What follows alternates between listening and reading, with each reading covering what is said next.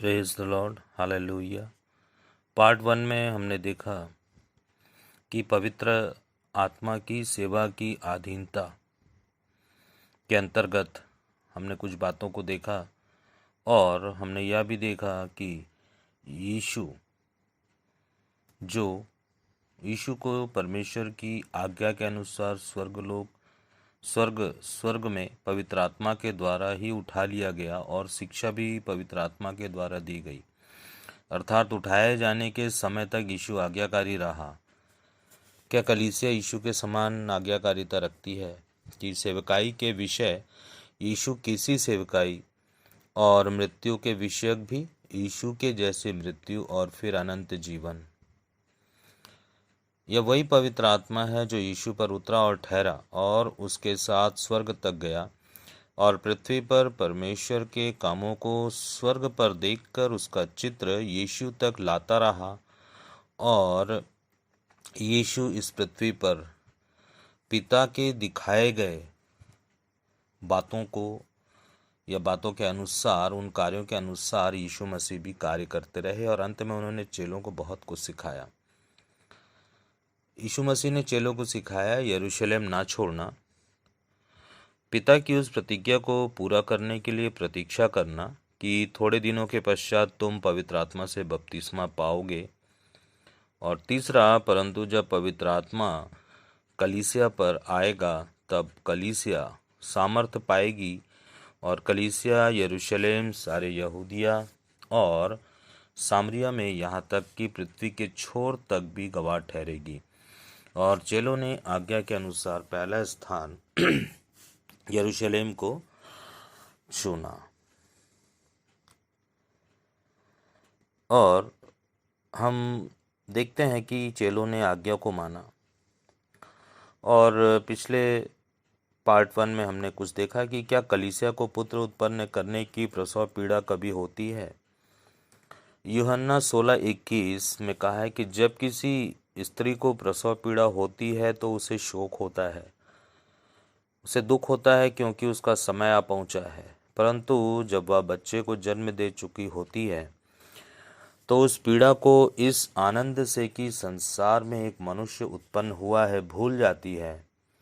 क्या वर्तमान कलीसिया शोकित है कि प्रत्येक जाति और पृथ्वी के छोर तक गवाही ठहरने के लिए? और यहाँ पर हम देखते हैं कि जो मत्तियाह था वो 12वां प्रेरित चुना गया और वे सब ऊपरी कक्ष में गए, वहाँ जमा हुए। वह माता मरियम, यीशु के भाइयों सहित 120 व्यक्ति भी थे। वे सब एकत्रित ही रहे, अर्थात उनकी दिनचर्या प्रार्थना से शुरू होकर पवित्र आत्मा के इंतज़ार में समय बीतता था। और फिर एक दिन ऐतिहासिक घटना हुई जिसे हम प्रेरितों के काम अध्याय 2 में पढ़ते हैं। जब पेंतिकुस्त का दिन आया तो वे सब एक स्थान पर एकत्रित थे। एकाएक आकाश से एक प्रचंड आंधी की सी सनसनाहट का शब्द हुआ और उससे सारा घर जहाँ वे बैठे हुए थे गूंज गया और उन्हें आग के समान जीभें विभाजित होती हुई दिखाई दी और उनमें से प्रत्येक पर आ ठहरी।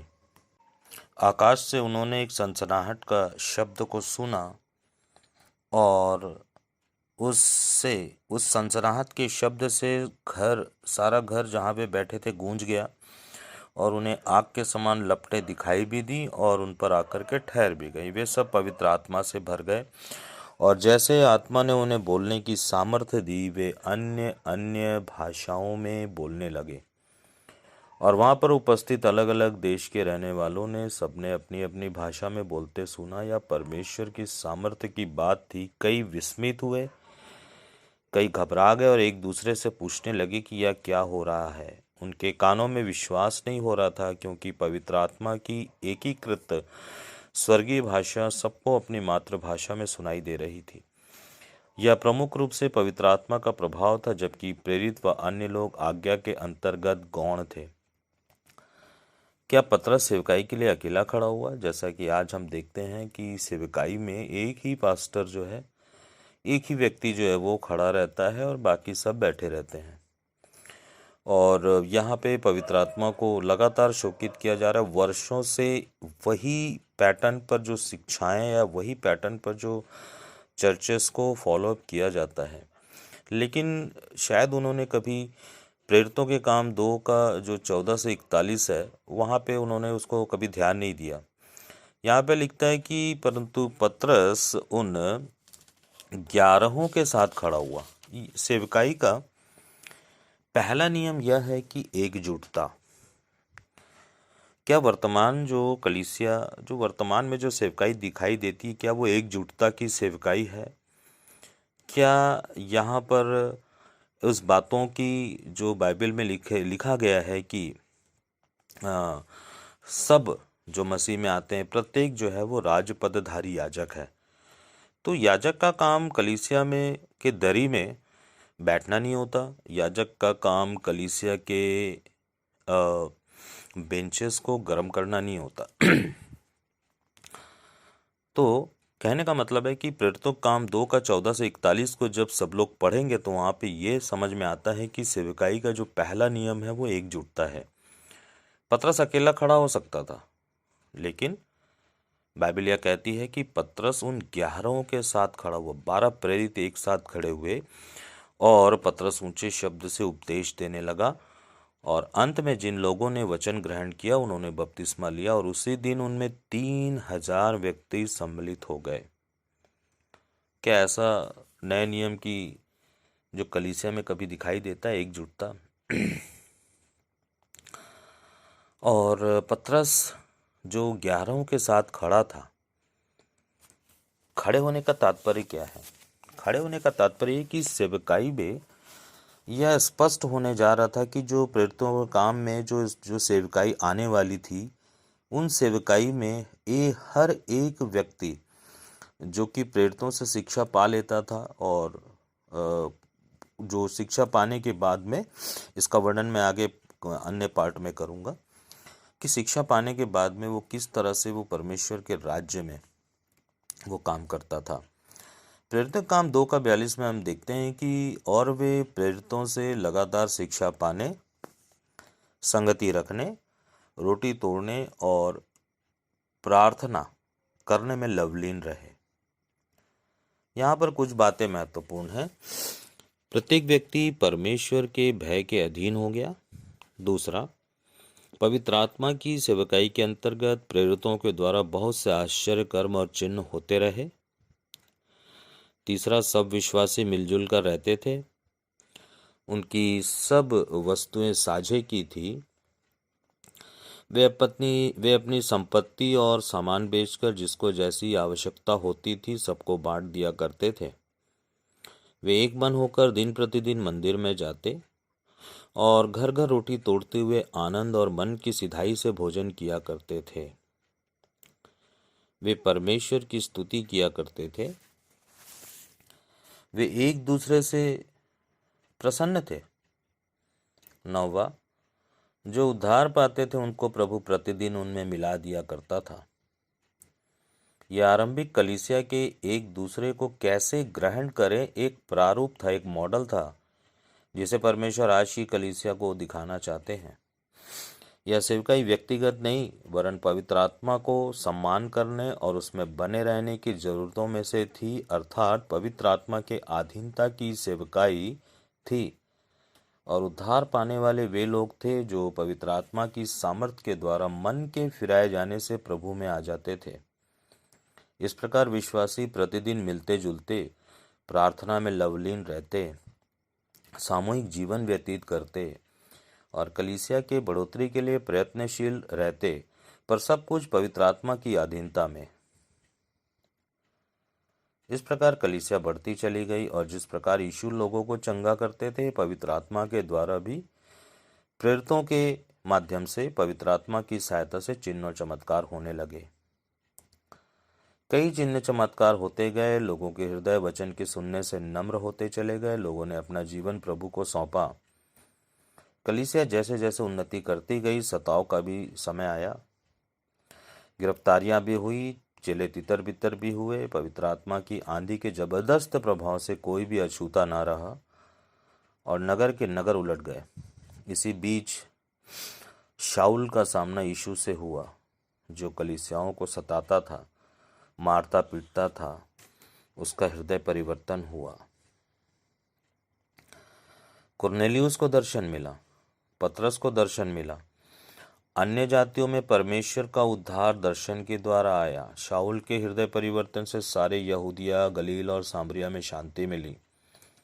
प्रभु का वचन और तीव्रता से प्रसारित होने लगा। पतरस को दर्शन मिला और सेवकाई अन्य जातियों में बढ़ने लगी। सेवकाई यरूशलेम से शुरू होकर अन्य जातियों तक आ चुकी थी।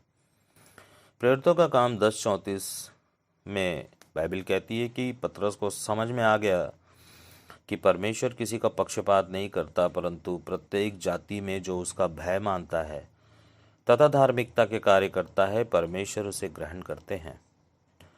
प्रेरितों का काम 10:12 में पतरस को पवित्र आत्मा ने कहा कि बिना संकोच के उन 3 भाइयों के साथ उस मनुष्य के घर में जा। प्रेरितों के काम 10:15 में पतरस ने उस मनुष्य के घर में पहुंचकर जैसे ही बोलना शुरू किया, त्यों ही पवित्र आत्मा उन पर वैसे ही उतरा जैसे पेंतीकुस्त के दिन में उतरा था प्रेरितों पर। या पतरस का पेंतीकुस्त के दिन पवित्र आत्मा के उतरने और ठहरने और फिर कुरनेलियुस के घर में उतरा, उस दिन पतरस को समझ आ गया कि पवित्र आत्मा का बपतिस्मा सब विश्वास करने वालों के लिए है। प्रेरितों के काम 10 का जो 16 अध्याय है उसमें वचन कहता है कि तब प्रभु का वचन पतरस को स्मरण आया, जो वह कहा करता था कि यूहन्ना ने तो जल में बपतिस्मा दिया, परंतु तुम पवित्र आत्मा से बपतिस्मा पाओगे। अतः पवित्र आत्मा का वरदान प्रभु यीशु पर विश्वास करने से प्राप्त होता है। पर हम यहाँ पर एक अनोखी बात देखते हैं कि पवित्र आत्मा का बपतिस्मा एक सामूहिक बपतिस्मा है। यह व्यक्तिगत भी हो सकता है और सामूहिक भी हो सकता है। अर्थात परमेश्वर व्यक्तिगत सेवकाई नहीं वरन सामूहिक सेवकाई चाहते हैं।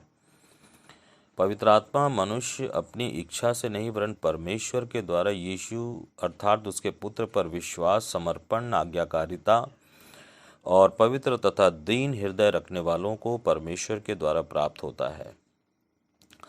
और इस प्रकार अन्यों को भी पवित्र आत्मा और परमेश्वर का सुसमाचार और उद्धार प्राप्त हुआ।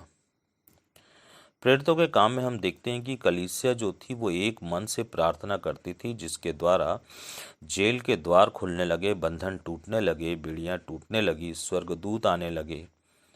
कुरनेलियुस के घर पवित्र आत्मा भी उतरा और स्वर्गदूत ने भी दर्शन दिया। समझने की बात है कि परमेश्वर के द्वारा आगे और भी वचन दिया जाना था, जिसे पौलुस को दिया गया।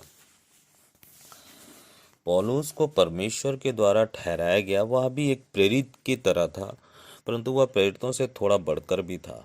सामूहिक सेवकाई और एक वचन, पहला कुरिन्थियों 13 अध्याय उसका 27 वचन में हम देखते हैं कि सेवा में नए आयाम जोड़े गए। इस आयाम में पौलुस पहला कुरिन्थियों 12 में पवित्र आत्मा की ओर से बोलते हैं। वरदान के विषय में जो आत्मिक वरदान से संबंधित है, यह पूरी तरह साबित करती है कि पतरस के समय से लेकर पौलुस और वर्तमान में आत्मा के वरदान और सेवकाई यह दर्शाती है कि सेवकाई जिसे आजकल के सेवक व्यक्तिगत तौर पर लिए चलते हैं, वह व्यक्तिगत नहीं होना चाहिए वरन सामूहिक सेवकाई सब पवित्र लोगों के लिए ठहराई गई है। पहला कुरिन्थियों उसके 12 अध्याय में आत्मिक वरदान के विषय में कुछ बातें लिखी हुई है। पौलुस कहते हैं, तुम आत्मिक वरदानों के विषय में अनभिज्ञ ना रहो, जैसे कि आज की कलीसिया आत्मिक वरदानों के विषय में अनभिज्ञ है। दूसरा, पहले तुम अन्य जातियों की तरह भटकाव में चलते फिरते थे, जबकि आज हम कलीसिया के विषय देखते हैं कि कलीसिया के जो विश्वासी है वो अन्य जातियों से भी बदतर जिंदगी जीते हैं। तीसरा, पवित्र आत्मा के बिना कोई यह कह सकता है कि यीशु ही प्रभु है। चौथा, आत्मा एक ही है पर वरदान कई हैं। पांचवा, आत्मिक वरदान प्रत्येक को सबकी भलाई के लिए दिया जाता है। आत्मा के द्वारा किसी को बुद्धि का वचन, किसी को आत्मा के द्वारा ज्ञान का वचन, किसी को आत्मा से विश्वास का वचन, किसी को उसी आत्मा के द्वारा चंगा करने का वरदान, किसी को सामर्थ्य के कामों की शक्ति, किसी को नबूवत करने, किसी को आत्माओं की परख, किसी को अन्य अन्य भाषाएं बोलने और किसी किसी को भाषाओं का अर्थ बताने का वरदान दिया जाता है। कोई भी हो, सबने एक आत्मा के द्वारा एक देह होने के लिए बपतिस्मा पाया है।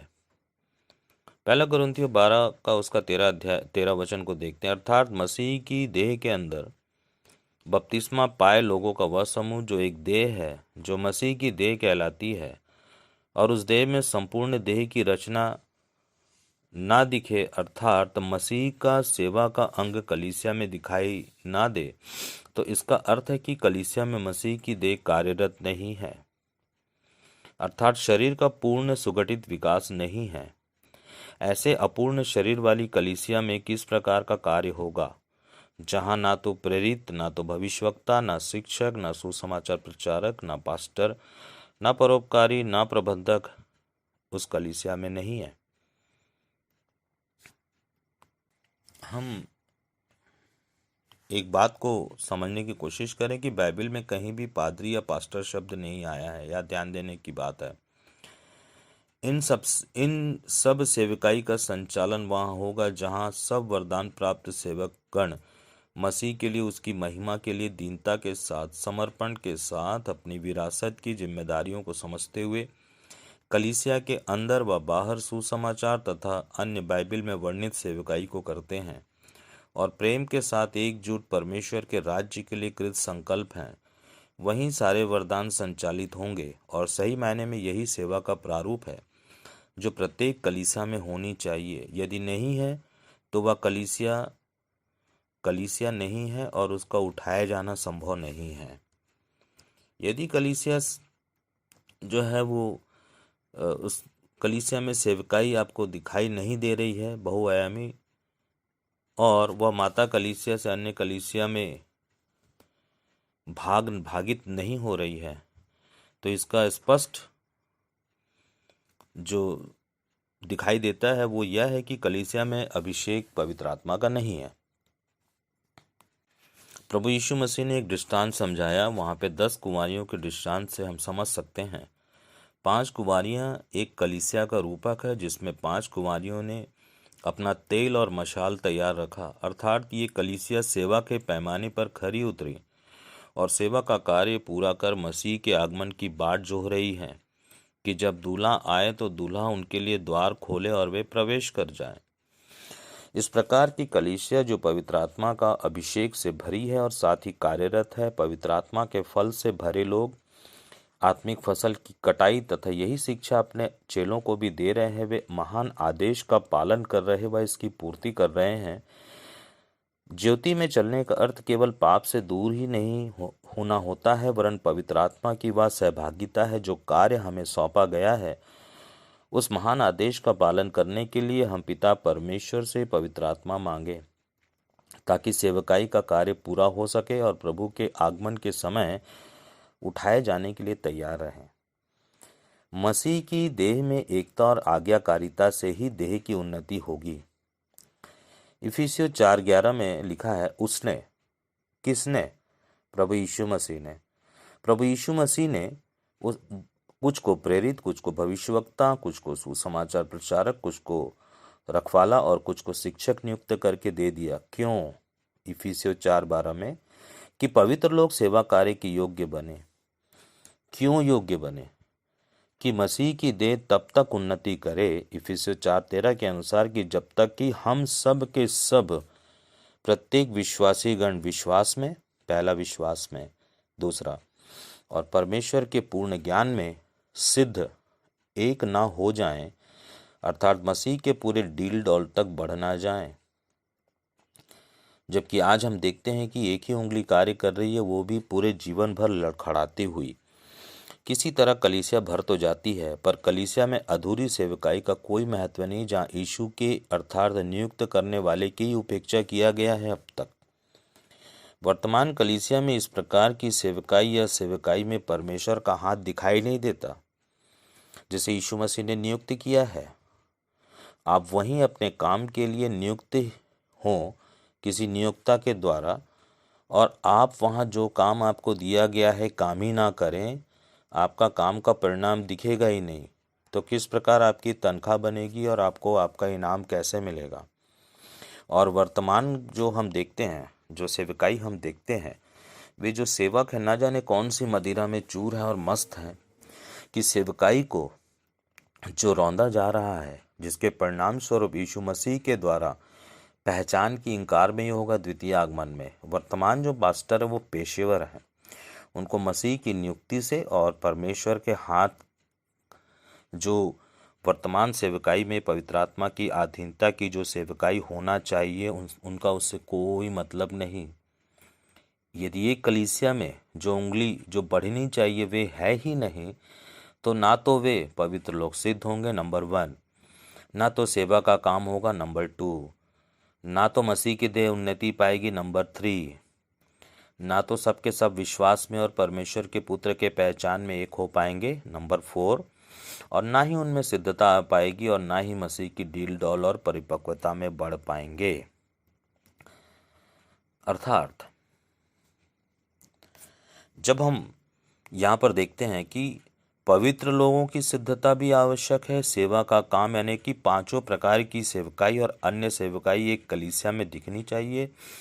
मसीह की देह उन्नति पाते जाए और बढ़ते चले जाए, देह तोड़ी जाए, सबके सब विश्वास में और परमेश्वर के पुत्र के पहचान में एक हो पाए और सिद्धता सबके जीवन में आने पाए, तब जाकर ही कलीसिया जो है वो सही मायने में कलीसिया कहलाएगी।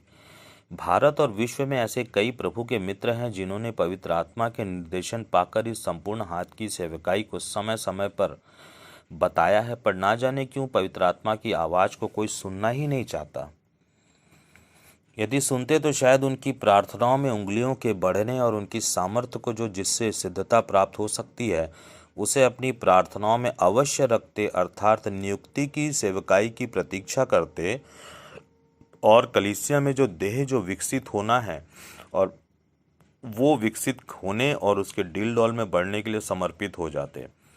क्या कोई सेवक कह सकता है कि कलीसिया सिद्ध हो चुकी है या सिद्धता की ओर बढ़ रही है? भाइयों व बहनों, पवित्र आत्मा ही पूर्णता देने वाली आत्मा है। इस हाथ को पहचानना होगा, समझना होगा और उस प्रेम में बढ़ना होगा, मसीह के प्रेम में बढ़ना होगा। कलीसिया को इस हाथ की इच्छा करनी होगी जैसे कोई अच्छे भोजन की इच्छा करता है। सबको अच्छे अच्छे भोजन की इच्छा होती है, सब अच्छे कपड़े पहनना चाहते हैं, सबको अच्छे घर की आवश्यकता महसूस होती है, सब उत्तम उत्तम पदार्थ चाहना चाहते हैं। परंतु जिस कलीसिया को परमेश्वर ने रखा है और जिस कलीसिया की उन्नति के लिए परमेश्वर के द्वारा 5 फोल्ड मिनिस्ट्री जो दी गई है, उस मिनिस्ट्री को तो आज कोई कलीसिया पहचान ही नहीं रही है। उस मतलब शारीरिक जो बातें हैं उसके लिए सब, चाहे वो कोई मसीह व्यक्ति हो या चाहे वो पास्टर हो, सबको अच्छी अच्छी वस्तु चाहिए। लेकिन कलीसिया में जो उत्तम वस्तु है, जो पवित्र आत्मा की अधीनता की जो सेवकाई है, उसको कोई पाना नहीं चाहता। मैं यहाँ पर अपनी बात को समाप्त कर रहा हूँ और जितने भी सुनने वाले हैं, यदि उनको ऐसा लगे कि वास्तव में पवित्र आत्मा की अधीनता की सेवकाई पूरी दुनिया में होनी चाहिए, तो वे इसे शेयर करें और सब्सक्राइब करें, ताकि मैं और भी कई पार्टों को बना करके जो उचित, जो परमेश्वर का जो वचन है, जो परमेश्वर हमसे चाहते हैं, इन बातों को हम अपने स्तर पे शेयर और सब्सक्राइब करके भी हम आगे बढ़ा सकते हैं बातों को, और प्रार्थना में इन तमाम बातों को रख सकते हैं कि परमेश्वर हमारे इस कलीसिया में 5 फोल्ड मिनिस्ट्री, हमारी कलीसिया में बहुआयामी सेवकाई को परमेश्वर प्रकट करे। उसके लिए ठहरना होगा यरूशलेम में। Praise the Lord.